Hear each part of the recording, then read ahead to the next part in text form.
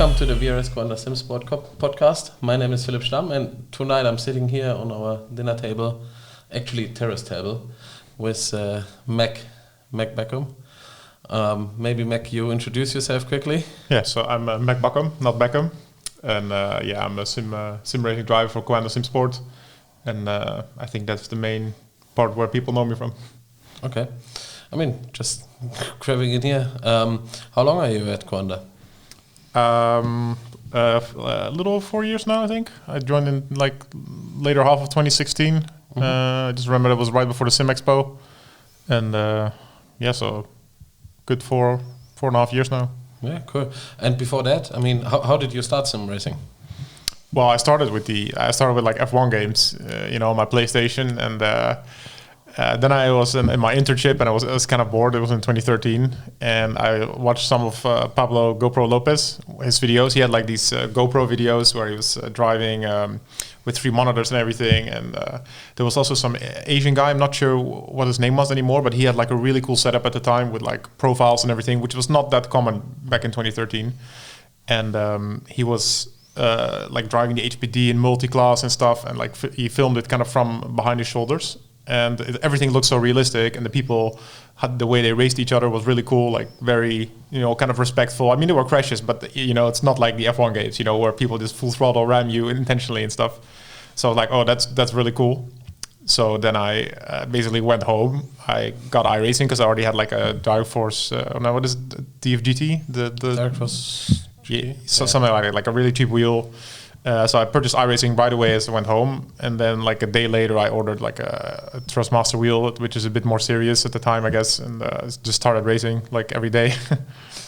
Okay, and then you started alone, or did you immediately join a team, or how did you do No. I just started alone, really, and like I was mainly driving the HPD, and I got in contact with Paul Ilbrink a little bit. He was a WCS driver at the time. And he was driving for Radicals Online, and I just got in contact with him mostly because we're both Dutch, and he was basically the best driver in the HPD that was active at that time in that series.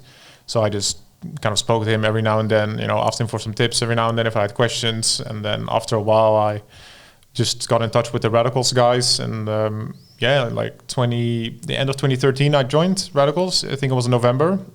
But I would say like the first half year or so in my sim racing career, I was basically just alone, just doing my own thing. Yeah, just for fun, I guess. Yeah.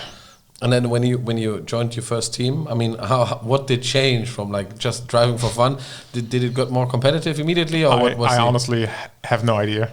I've completely forgotten about that. I mean, I'm always super competitive. Like it doesn't matter if I'm alone or with other people. So I know I was already hyper competitive when it was just the fixed HPD prototype, whatever class series, because I had Paul there, and I wanted to beat him so badly that like I was putting so much time and effort into it every week for such a like a meaningless race, I guess.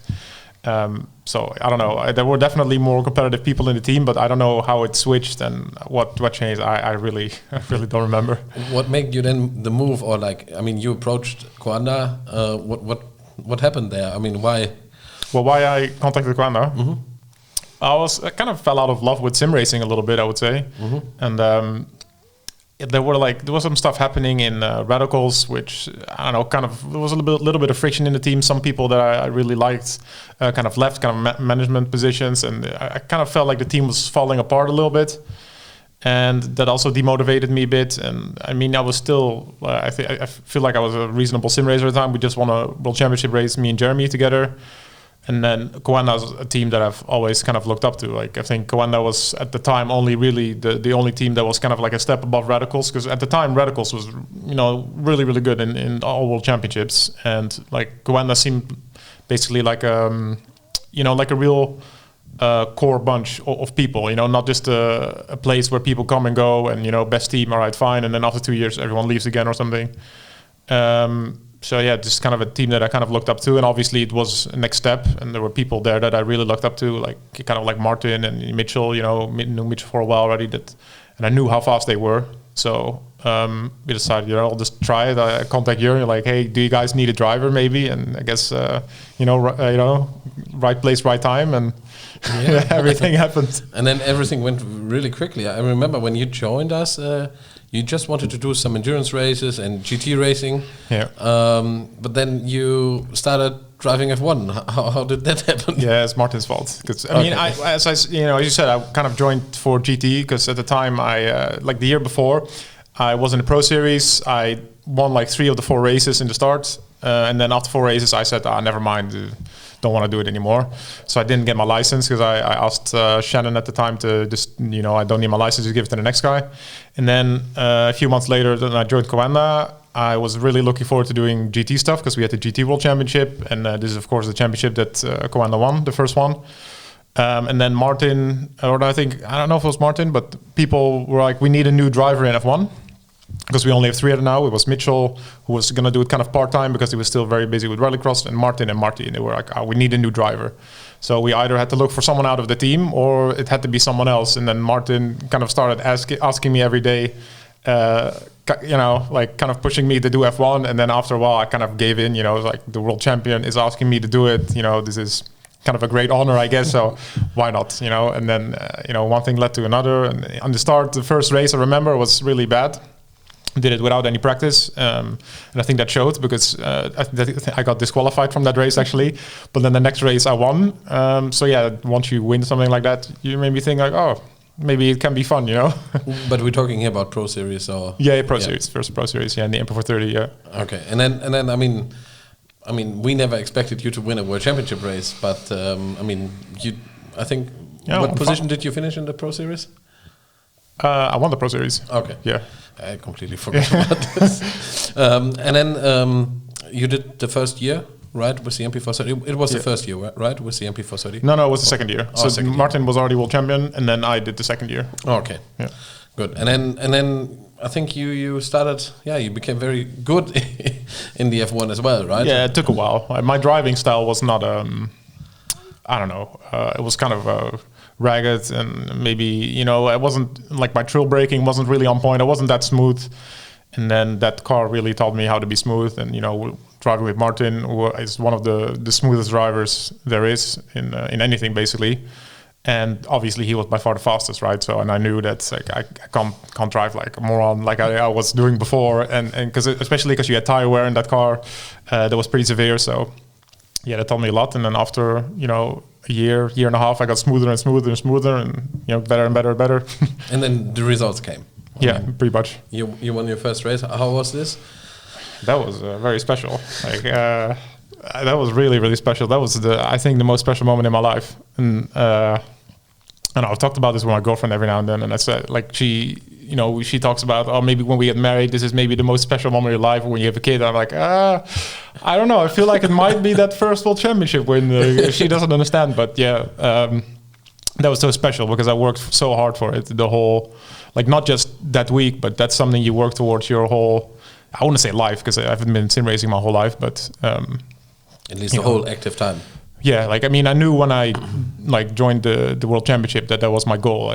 I wanted to win, and of course to win against Martin and Gregor, who at the time were the clear 1 and 2, and like at that point definitely the first and the second best sim racer of all time, really, in whichever way you want to pick them, basically. But yeah, to win against them was really, really special. I worked so hard for it, and I'm getting a little bit emotional now when I'm talking about it.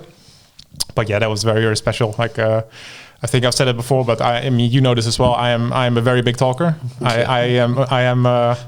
It's hard to shut me up, but I remember when I crossed the line, I was very silent and emotional. And surprisingly, to be honest. Yeah, because we all thought that now. The talk starts, but no. And then I mean, the World Championship moved on from the McLaren to the Porsche, and you did not really take part in the first season.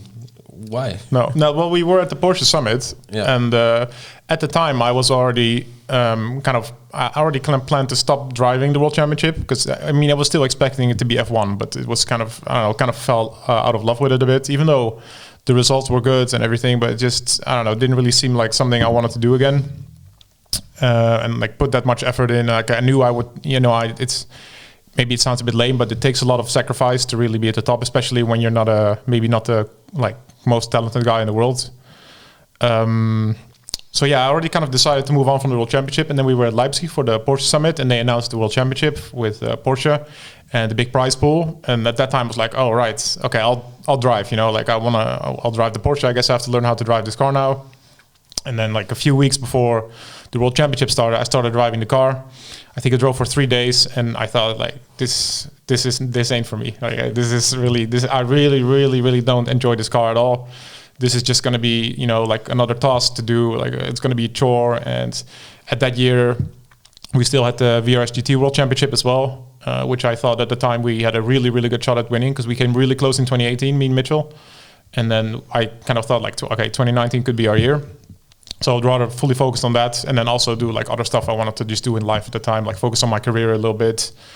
Stuff like that. So I was like, I don't really want to fit the Porsche in there because that's going to come at a cost of other stuff, which I don't want to give up right now. So yeah, first year I kind of skipped out. Yeah, and then it didn't even take that long, not even a full year later.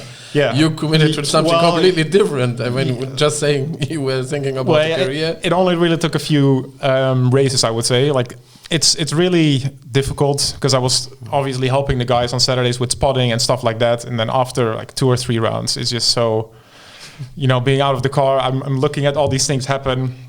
Like you see guys like Josh and Mitchell make like a small mistake or something. I'm like, oh no, I would not have done that. And that is obviously really easy to say as a spectator because they're like 10 times the driver I am. But it's just so when you see like people make mistakes, and you're like, oh, I would have done this and this, and I keep thinking about like, oh, I would have done this and this and this, but I can't do it because I'm not driving.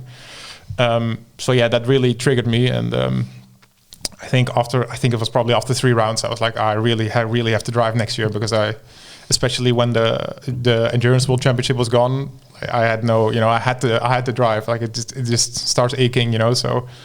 I mean, then I started doing the Pro Series next year, and that went all right, I think. And I was back in the series. Yeah, and then, I mean, talking about the first year in the series then for you, I mean, I remember especially in the beginning you had a hard time. Why do you think so? Do you think it's because of the difference in cars? Like the F1 car, or you're not used to like cars like no downforce cars like the Cup car is? Yeah, well, I think I'm definitely more suited to cars with more downforce. But I don't feel like that's a real... I feel like if you're a really good driver, you see it now with people like Josh, Sebi, Mitchell, they are the fastest in whatever they do. It doesn't matter which car it is. So did I need adaptation? I don't know. Like, I mean, I was very competitive in the Pro Series right from the get-go. So I think the World Championship was just a bit more competitive. So, let's say in F1, I was 3/10 off Martin. That would put me top 5 on the grid. But now I'm 3/10 off Josh. That would put me P15 or something, So that's obviously a big step. The car is definitely not to my liking. I've never really liked the car. It's just, I don't know, something with it that I really don't enjoy. Like, I don't think I've ever really had a week where I thought, oh, this is really nice to drive. Like, and I've had that plenty of times with the F1 car and stuff where I'm like, oh, this is awesome. And yeah, just, I don't know, like, I guess it's maybe just adaptation to the car. But I mean, this season also, it's not like I'm P3 in the standings or anything right now. I mean, I'm P11 right now, so I think it's just a combination of me not liking the car, maybe not being as good as other people on the grid. I think that's also a certain thing. Like, I mean, it's pretty clear when I'm living here with Josh and Mitchell now that I see what they're better at than I am. But yeah, that's something to work on, and I don't think there's a particular reason why I'm not top 5 other than not good enough at the moment. Yeah, I mean, you said that you're now living and working together with Mitchell and Josh.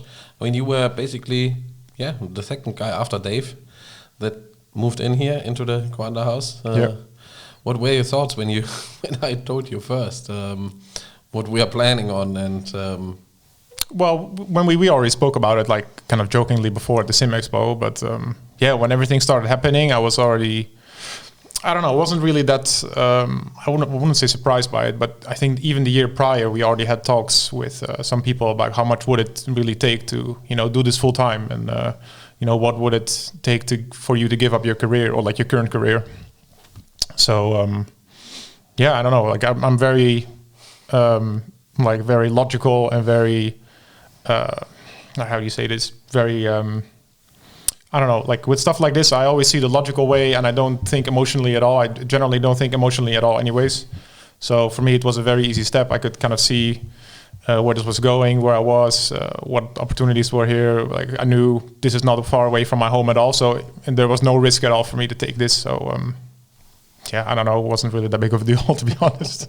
Okay, but what changed then for you in sim racing after like moving in? I think in like some weeks later, Josh came here, and you basically could see firsthand what he's capable of and like practice. I mean, what have changed in your preparation or sim racing, like thinking or like approach? I don't know. I would say very little, actually, to be honest. I mean, it's obviously you live here with Josh, and or I live here with Josh, and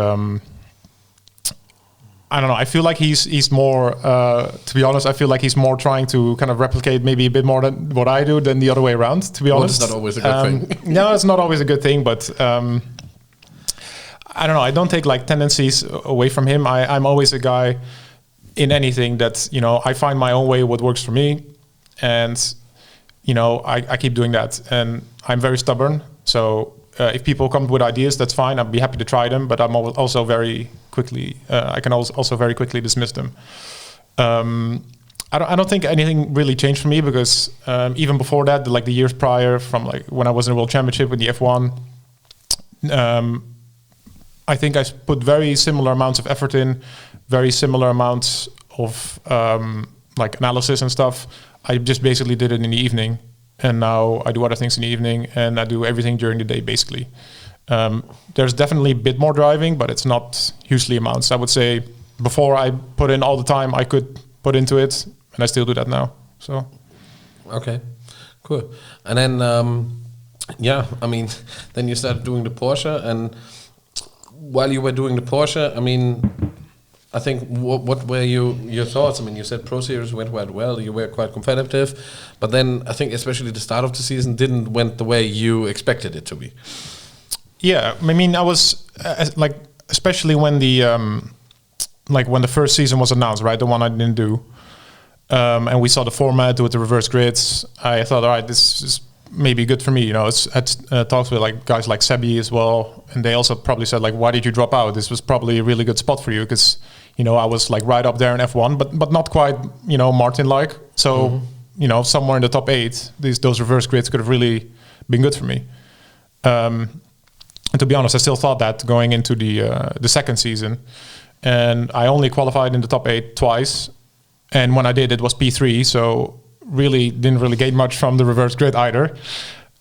So for me, it was really a season of highs and very average result. Like I was always really fast, I would say, and I probably had this in 3 rounds, or I was just very anonymously driving around. And I don't know what really caused that, to be honest. It's not that I put in less effort or more effort. It's just, I don't know. And then the start of this year, I mean, obviously, I mean, do you think, I mean, we almost had no break, and then the January is very, very busy. I mean, what are your thoughts on like the scheduling and all that stuff that is going on? I mean, I like the current schedule that we have the racing a bit more in the winter time and like start of the year to kind of take away maybe like, or at least like real racing is a little less prevalent at this time. So I think that's good. Obviously, it's not nice having no break. I would say like it would be nice to have a bit of a break. I don't really feel like I got that, mostly because we were doing so much stuff here as well. There were tons of other series. But to be honest, I don't think we're ever going to have a break again like we traditionally had. Like traditionally, we just had the World Championship season. You would not have any races unless you did the Pro Series or you did some small other stuff. But I think sim racing has grown so much now that you better just get used to it, because I'm pretty sure when the Porsche season ends, there's going to be something else. I mean, iRacing already has the Lara World Championship. Maybe there's some other events. I don't know. There's always going to be something at this point. So I don't think you're going to escape that. Yeah, I mean, but it's crazy when you see it. I mean, a schedule with 7 races in 1 month, and it's January just so. How do you think? I mean, especially like switching between cars, because I mean, you did now 3 Porsche rounds. Yeah, you did I think 2 VCO Pro Sim in the F3 car, and then the Daytona 24. Yeah, I mean, on the BMW 120 and the BMW 120. Yeah, how is it switching between so many cars, classes, formats? what does it give to you, or is it difficult for you? How does it? I would actually say it's really, really easy as long as it's on the same sim. So all those things are on iRacing, and I think it's really easy to switch at the time. I mean, we had the BMW race, the BMW 120 right after a PES round, and we started driving that car the evening before just a little bit, and then in the morning before, and I think it's really easy to extract the pace out of the car, but especially because it's a car you've driven it before, and same with the F3 car and the Porsche. Like at a certain point, you get so used to and accustomed to it, and switching, I think it's no problem. Like if you switch to other sims, I think it's going to be a bit more difficult, especially for me. But when you switch between series, and I really don't care. As long as it's the same platform, it's not that big of a deal. Talking about other sims, I mean, we got some experience last year in other sims. How do you how was it for you? I mean, I'm talking about the virtual Le Mans here. Yeah. This was obviously on rFactor. I mean, how was it for you, just switching? Yeah, that was quite difficult. I mean, the only sim racing I've ever done is iRacing. I've literally never played any other sim racing game. I've played Assetto Corsa when it came out, just like for fun, maybe like 2 hours, and then I refunded it. So that's basically all my experience outside of iRacing. So it was quite a kind of a culture shock, I guess, because my driving style is so suited to iRacing now, because this is all I drive. So everything I do is towards that. But it was, I don't know, it took me a while to get up to speed compared to other guys. Some guys already had experience with rFactor as well. They were definitely up to speed a bit faster. And it took me a while to get used to the driving style, because it's completely different to iRacing. And also just the way everything feels, because I'm so used to the feel of iRacing as well, my force feedback. And this is completely different in rFactor. So when you try to describe the difference, I mean, what do you think is the main difference here? I feel like iRacing, to be honest, is a bit more. How do I say this? I feel like I can feel a bit more detail in iRacing, to be honest, and I feel like rFactor is a bit more numb.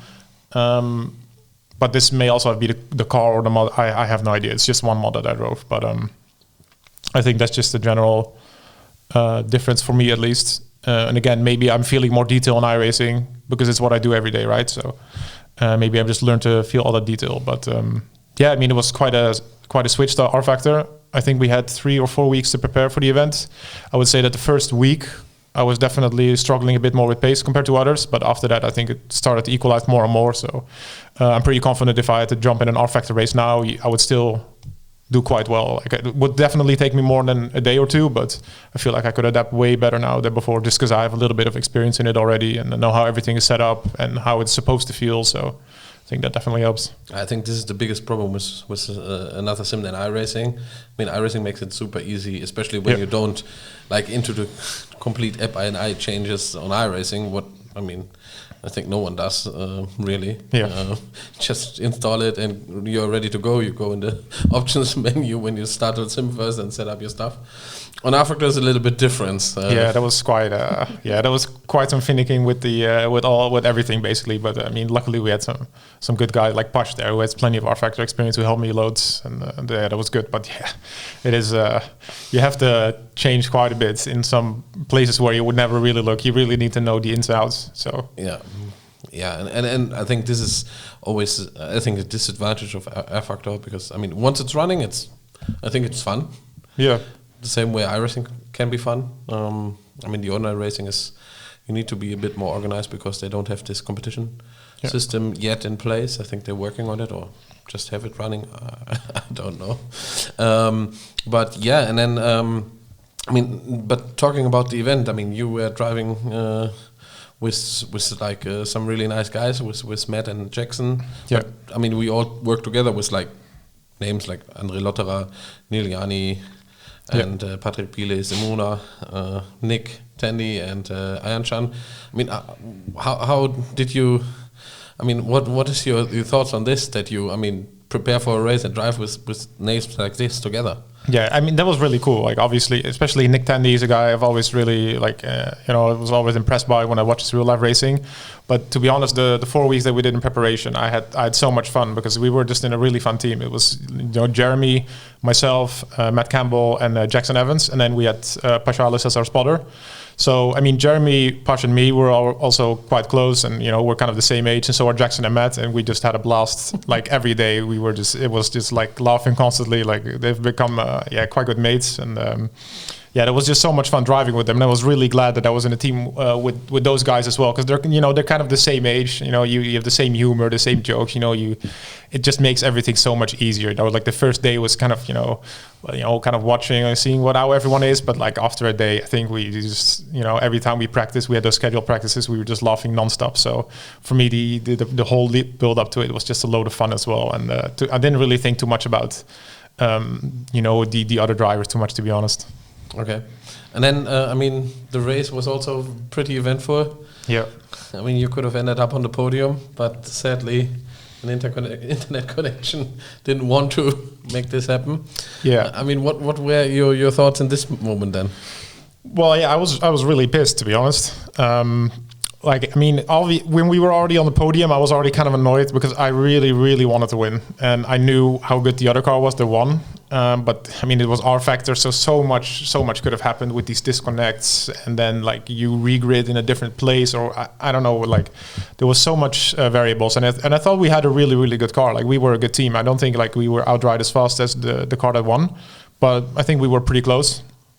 So yeah, I definitely had it in my mind, like, oh, maybe with a bit of luck here and there, we can win. So with probably like 4 hours to go, I think we were P3, and I was already like, and like no shot at winning anymore because of a disconnect. Basically, put us a lap down instead of like 2 minutes down. So at that point, I was already a little bit annoyed, and I was like, all right, but podium would have still been really awesome. Like having 2 cars on the podium together with Porsche. In the first, that would be an awesome result as well. So I mean, we're still hoping for that, and I mean, it was looking like a very, very easy podium. Like there was no way we were going to lose that. And then I think it was like an hour to go, maybe an hour and a half to go, when Matt's internet crashed, and Jackson's as well. They were racing from the same place. So yeah, that really annoyed me. Like it was. I mean, you were not the only one that was annoyed by this. Yeah, I know. I mean, I'm glad the other car still won, but I was just really like, that took me completely out of it. Like, it was all this effort, and then to have a disconnect like that's just disheartening, And I think the 4 of us really drove well the whole event, and there was just that was just like the kind of the bad cherry on top, I guess. I mean, I was so nervous out of nowhere that I said to Josh and Ayanshan, who were also driving here from the house, that they have to sit in the rigs in case something happened to the other car, because, I mean, 1 hour to go, this is something no one needs. Yeah. And, but luckily the other car was unaffected, and then we had a little bit of celebrations later in the house. Yeah.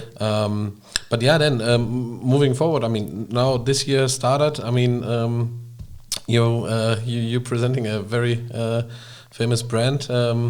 What were your thoughts when we came up with the Lego car, the Lego Technica?